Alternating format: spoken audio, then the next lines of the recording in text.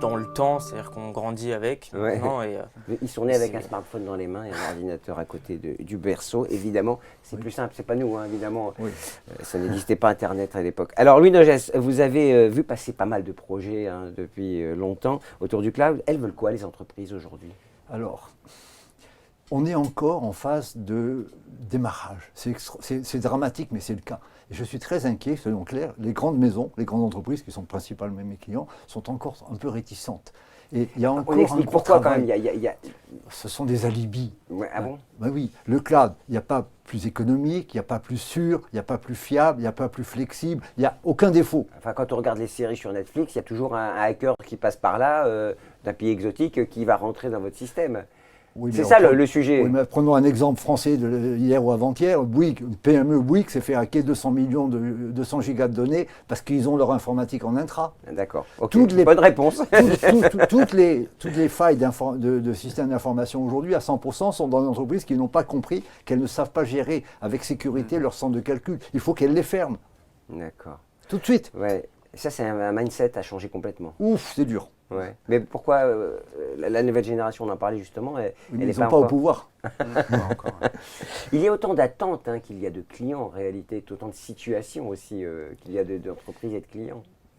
Oui, mais alors c'est peut-être important, mais en fait on peut expliquer le cloud de façon très simple. Moi j'ai développé un modèle que j'ai appelé BISD. Alors allons-y. J'ai expliqué. On a préparé ensemble. Mais juste, I ce sont les infrastructures, serveurs, réseaux, postes de travail. Ça, c'est disponible sur le cloud, on ne pose plus.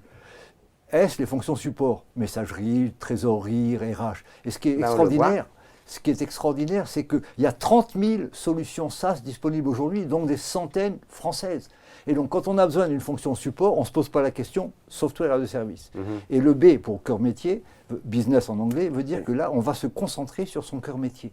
Et les entreprises vont redévelopper. Et l'autre évolution, c'est le développement, ce qu'on appelle plateforme as a service. Et là, l'idée, c'est qu'il faut que les entreprises réinternalisent les développements.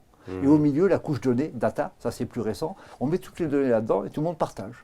Et ça, même un directeur général comprend. C'est assez simple quand on le regarde sur l'écran. Ça a l'air, quand vous l'expliquez, en tout cas, on comprend bien. Vincent, vous êtes d'accord avec ce que vient de dire Louis? Alors complètement sur le début, sur la partie métier, je pense que c'est là qu'on intervient nous. Pour les grandes entreprises, elles pensent encore que pour se différencier, il faut en effet qu'elles intègrent cette partie développement, customisation, on appelle ça nous dans notre jargon. Aujourd'hui, la stratégie qu'on a adoptée, c'est de se dire que finalement, ça ne viendra pas, leur différenciation, leur maîtrise de leurs produits ne viendra pas forcément de là. Et on s'est engagé dans une démarche purement SaaS, également sur les produits métiers. Et on pense qu'on peut amener beaucoup plus de valeur aux entreprises. Alors pour les startups, c'est une évidence. Pour les grands groupes, ça reste encore à démontrer. Mais on pourra se revoir dans quelques temps pour en discuter. On fera un petit débat entre vous après. Je pense que c'est exactement la même chose. On a besoin d'outils pour faire des développements métiers spécifiques de différenciation. Voilà, exactement. Il faut encore se différencier. Voilà. Et vous avez des tas d'outils remarquables dans beaucoup de domaines. Voilà. Tout le monde s'entend bien, c'est merveilleux. Quel débat! Alors, les demandes des startups, vous en accompagnez pas mal aujourd'hui. Oui. Quelles sont leurs demandes? On a un peu évoqué tout à l'heure, mais quelles sont leurs demandes justement de ce point de vue-là? Alors aujourd'hui, il y a un fort besoin autour de la collaboration. Alors collaboration, c'est pareil, ça englobe pas mal de choses. Elles veulent faire des études de marché pour savoir comment se positionner. Elles veulent commencer à interagir avec des futurs clients, des futurs acheteurs, des partenaires, des sous-traitants.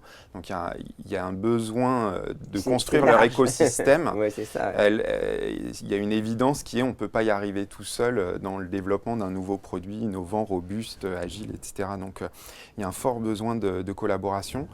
Et puis le deuxième grand sujet qu'on voit arriver, c'est tous les sujets de la simulation. C'est anticiper, prévoir le plus possible à l'avance le comportement de son produit. En matière de simulation, vous êtes plutôt voilà. Mais avant, c'était cantonné aux grands groupes. Et puis maintenant, vraiment, les startups ont besoin d'être capables d'anticiper un maximum et de simuler le comportement de leur jumeau, du jumeau numérique.